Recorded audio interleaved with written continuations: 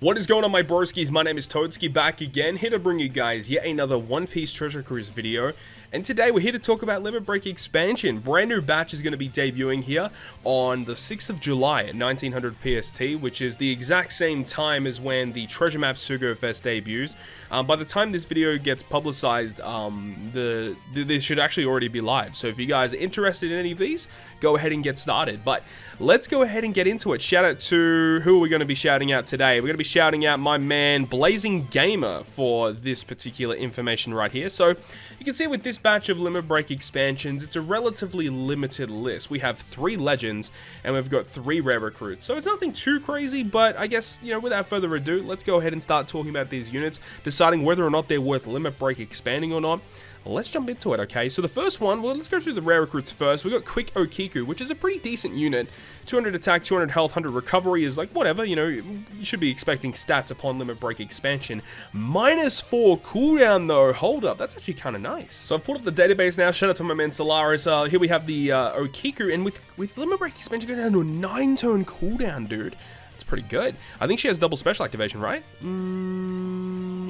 Yep, she does. That's really good. A 9-turn cooldown is kind of ridiculous. Removing Bind and Despair by 2, so you can have Whitey base support if you want to remove up to 6 turns of Bind and Despair at the same time, which is good. And then 1.75 color affinity, all blocking, you know, multiple stages of color affinity is really good, you know, changing, so you have the locks as well, the orb locked as well. Does damage as well, which is really, really cool. Lots to like about this unit, but unfortunately, the big bad thing is potential ability number 3 is Ship Bind Reduction. Now, I don't care what anybody says. This is a pretty useless potential ability. Like, some people say, oh yeah, but there's like one piece of content where you could potentially use it. Bro. No, just stop. Stop right there. No, this is probably one of the most, like, unusable potential abilities in the game. It's just not great.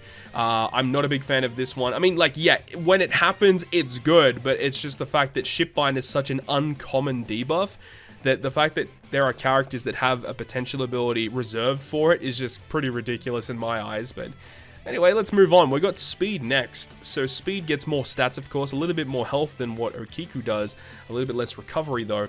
And the third potential ability is going to be Sailor Despair Reduction, otherwise known as Fear Resistance, which is actually pretty good. So the thing about Speed that makes it quite good is because for Fear Resistance in particular, having the ability to resist Special Reverse by 2 and then having a special ability that also gives your characters -2 cooldown, having ability to always have this active is pretty good. Now we say always have it active, but of course the Fear Resistance is not going to be like 100% reduction. It's going to be probably between 3 to 5 turn reduction. I'd probably say 3, actually it could be 5, not really too sure, but either way, having accessibility to that is very useful. So I think, you know, Speed for Limit Break expansion is not a terrible idea.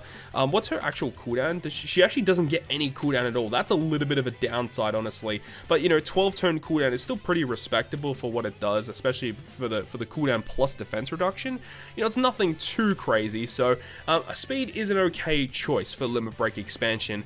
We've got Dex Jack coming up with 200 attack, 200 health, 100 recovery, also getting -2 cooldown on top of that, and then also has the Sailor Despair Reduction as well. So we're gonna have a look at Jack. Now, if I remember correctly, I think Jack also does cooldown, if I remember. What's his Sailor effect? Yeah, he does resist Special Reverse by 1, and then he does a health cut, gives -1 to cooldown to all characters, and then depending on if the enemy has a debuff protector or a delay protector, you get an orb boost to Striker and Powerhouse. Yeah, so going down to a 10-turn cooldown for that special is actually not terrible.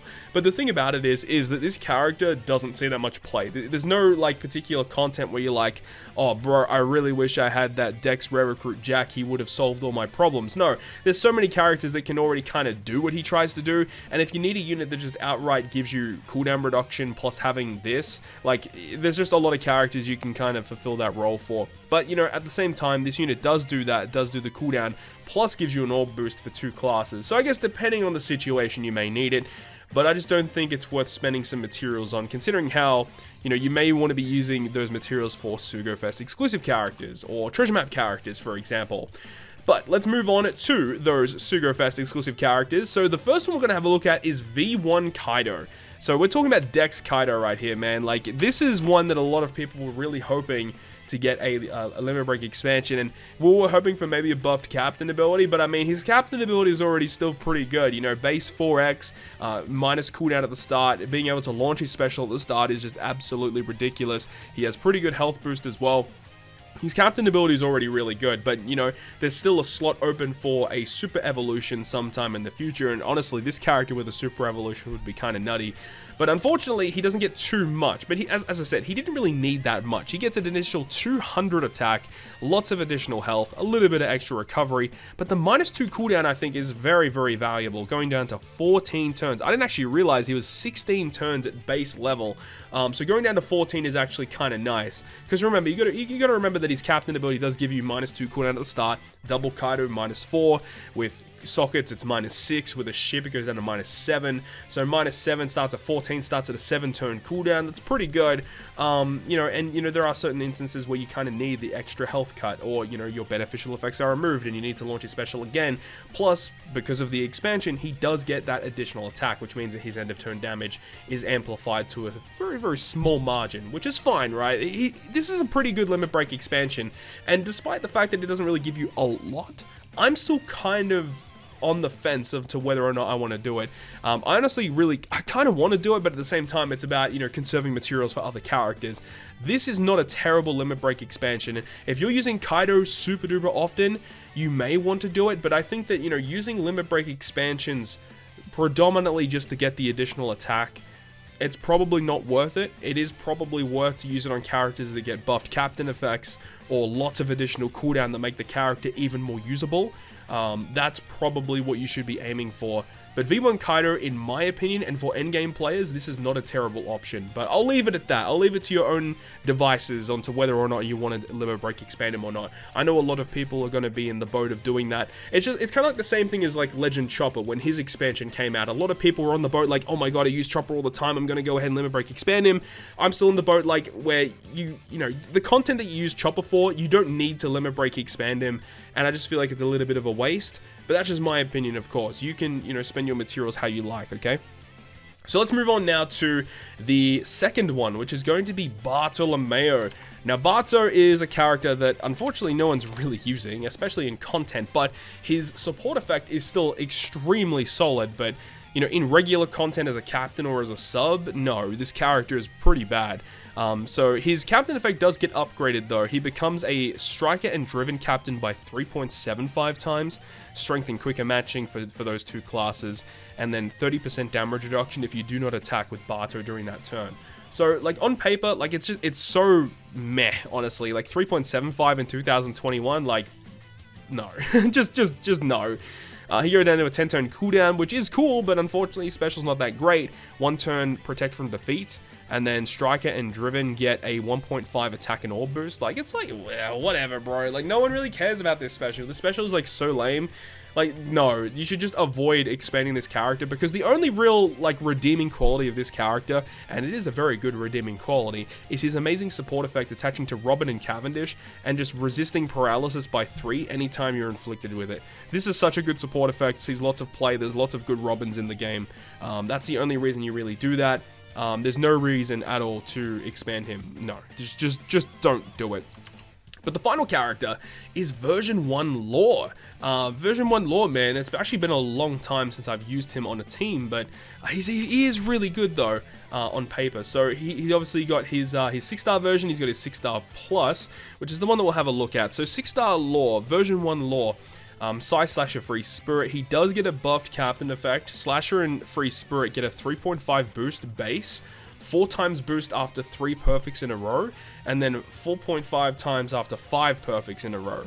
So that's a little bit hard to get to, and there are many other characters that you would probably want to use over this guy as a captain. He does give you 1000 recovery at the end of the turn, which is okay. No health boost, no damage reduction, and having to consistently hit perfects is not that fun. And then he does go down to 7 turns. He does get an additional turn of cooldown, which is cool, but look, he's already at an 8-turn cooldown. I don't really think there's any reason to expand him just for this. I mean, the only reason that you should be expanding him, I guess, is if you want the captain effect, but look, you're not really using him as a captain. Like, literally, Goldie Rogers is, like, better in almost every single way. Like, you can say that about, like, any unit. Oh, Rogers is just better, right? But I think, like, there's just way better slasher and or free spirit captains that you could be using over this guy. There's no reason to expand him. Going down to 7 turns, like, whatever, bro. Still a good special, though. Allowing all other specials to bypass defensive effects is, like, really good. Obviously has some great synergy with V2 Dofi, V1 Mihawk, for example. Characters like that. Bullet, for example, could also abuse it, too. But I guess that's where I'll kind of leave it. Like, this character is just kind of whatever. He doesn't really have a very good support either. Giving you 3000 recovery and -1 cooldown, not super useful. May see some play, I guess. It's to Luffy and Corazon. Unfortunately, Corazon doesn't see too many plays. We kind of need a new Corazon. Shout out to my girl Carissa. We kind of need a new Corazon, honestly. That would be kind of cool if they did that. But unfortunately, a little bit underwhelming this month for Limit Break expansions. But I think that, I guess if you really want to do Kaido, he's like the only one I think that's probably worth doing. Otherwise, conserve your materials for either new batch characters or until another Limit Break expansion comes out that you may want to invest in instead. But I think that's pretty much going to end this video today, guys. Thank you so much for watching, and hopefully you guys learned something, get a little bit of insight as to what's coming up and my thoughts and opinions on it. And let me know down below in the comment section, are there any of these brand new characters that you're going to Limit Break expand? I think Kaido is going to be the one that most people go for. But hopefully you guys enjoyed this video today, and if you guys did enjoy it, make sure you go ahead and leave a like, and if you want to stay up to date with all of the content that I post, including more One Piece Treasure Cruise content, make sure to hit the subscribe button down below. But on that, guys, I'll see you guys within the next video.